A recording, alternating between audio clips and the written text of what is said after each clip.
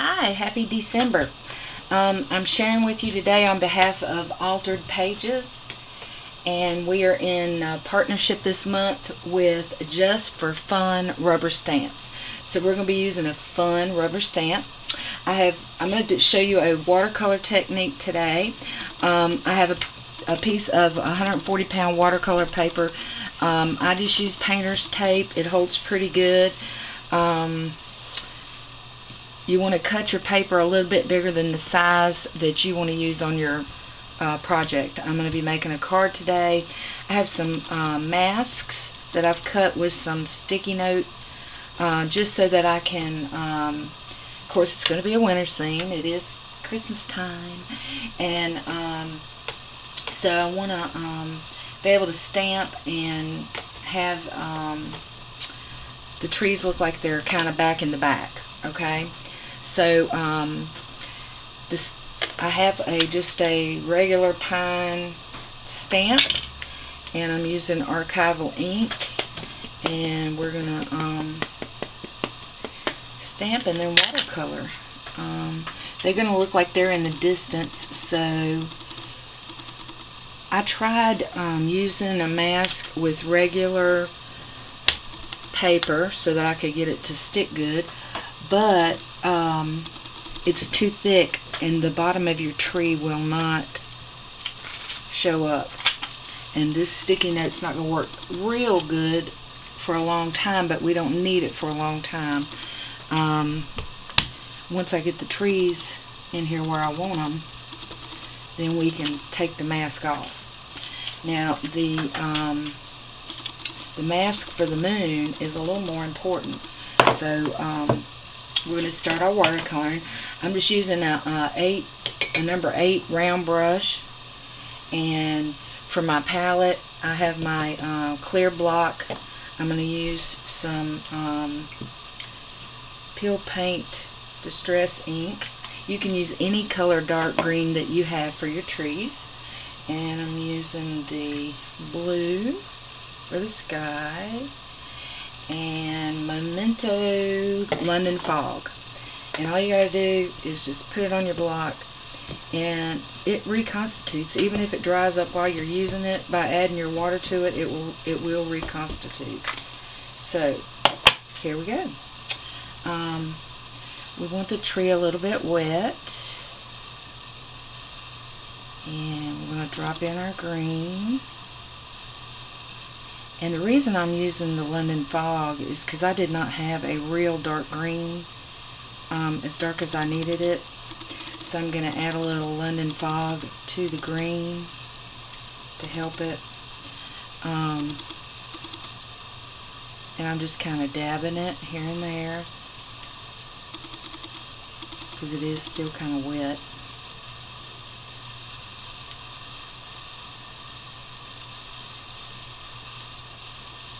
And it gives it appearance of, if you have dark green, you just use dark green. You won't have to mix your colors, okay?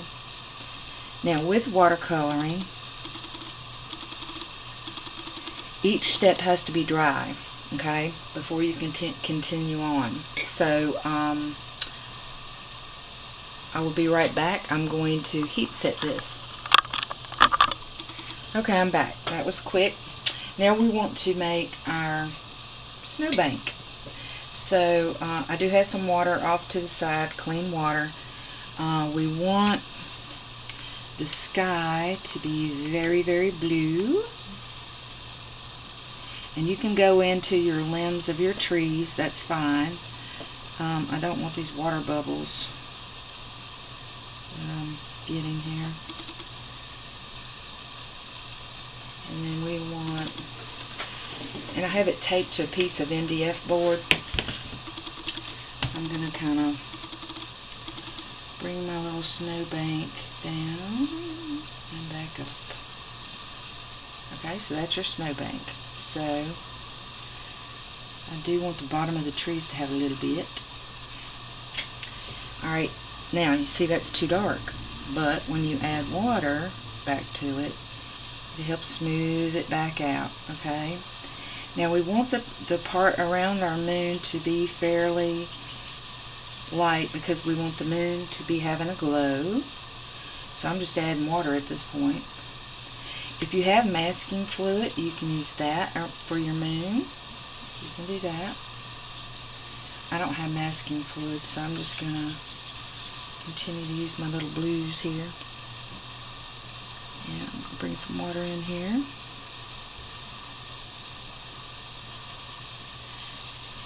And it is called watercoloring because you're going to use a lot of water. I want this as dark, dark, dark. I might even put some of this Momentive Lemon Fog in here to help darken that out a little bit.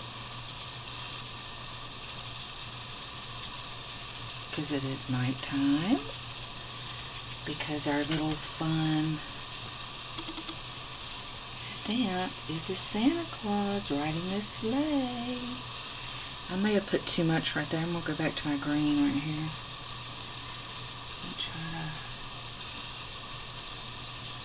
See, now that that's dry, anytime you're adding water to your inks for watercoloring techniques, it's going to dry lighter than you're putting it on, okay? But then once it dries, you can go back and layer it. That's why you want to use 140-pound watercolor paper for the layering part. And we got edges right there, so we want to keep working with that. Do a little more blue here. We just don't want the blue. Doing a little bit in this corner. Water, water, water, water.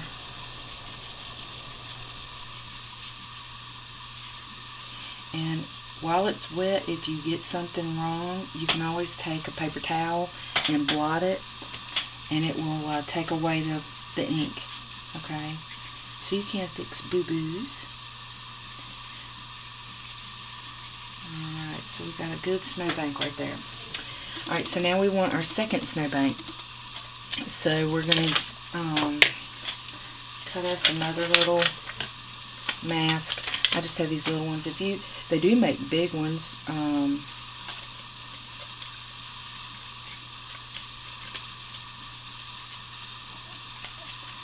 mine only have like the sticky on one little part, so I want a tree right there. So we're only masking for the tree. Well, in the moon, we can take this off now. For our moon, so you can see our white spot for the moon. That turned out good. Alright, so now our tree is going right here. And to make it look more natural, you do want to get your ink over top of your other tree. Okay, so there we go. And then we're going to have another tree. Let's see. Might as well stamp these. The second snowbank. And you can see all I'm doing is just cutting a little sliver away to have it maybe right here, because the snowbank will be coming down. And all you're doing, you just don't want, you want your tree to look like it's nestled in snow. If you have different size trees, that's okay too. I only have this one nice pine one, so that's why I'm using it. But if you had little ones, you could use it up there, up that one. And see, because we're going to be coloring this in, it doesn't matter that we didn't get an exact image. That's okay. So now we want our snowbank again. So we want some of our blue, water and blue.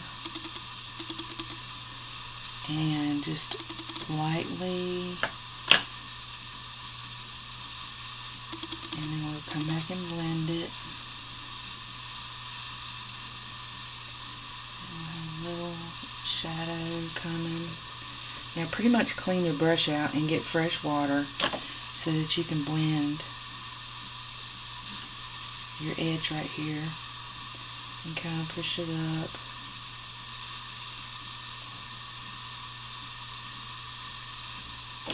You got a clean snowbank right there. Really clean. Alright, and then we're gonna get our green, come back in for our tree, and get it green.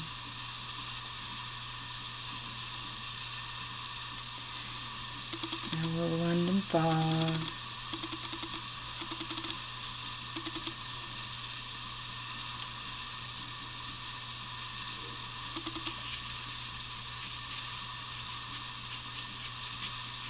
Watercoloring is very forgiving.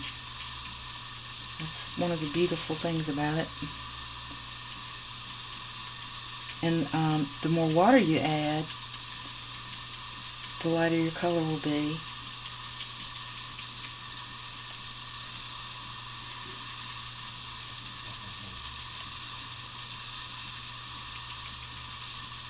Alright, now for our last snowbank, one little piece, one little dip to put our main tree in.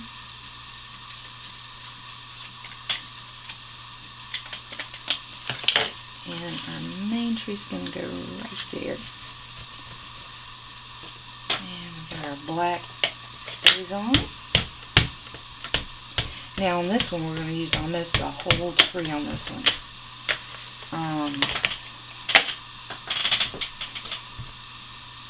I got some stays on at the top that I do not want on my card, so be careful about that and wipe it off.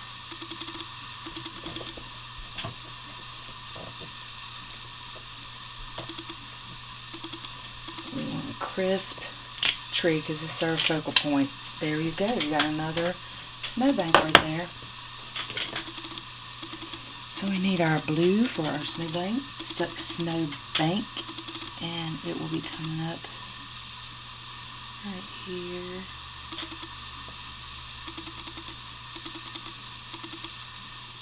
And just kind of trail off and be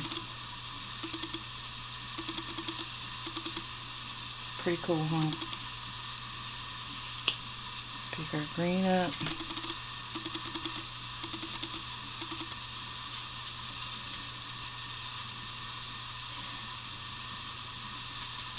And they make such nice Christmas cards to send. This is going to be a very flat one. We're going to add our Christmas wish from Altered Pages.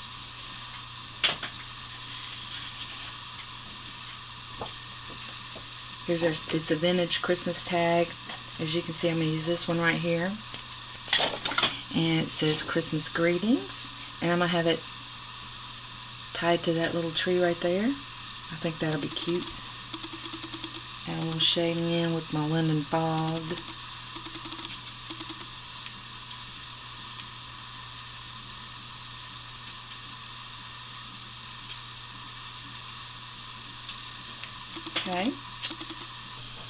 Okay, I want to finish up my card with you.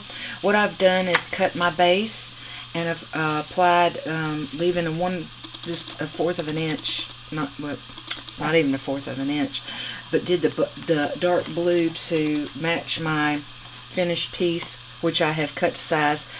Anytime I use watercolor paper, I attach it with score tape because it is thicker, it has warped a little bit, and score tape will definitely hold it down. And that dark blue just really edges that out nicely. And then the last thing I'm going to do, which I'm attaching with dimensionals, is use my little Altered Pages Christmas greetings. And I tied a little bow with some string, and I'm going to have it sitting off of the tree. So there you are. Isn't it cute? I love homemade cards. I love to get them. I love to send them. So I hope that you will be encouraged to do your own card. Thank you.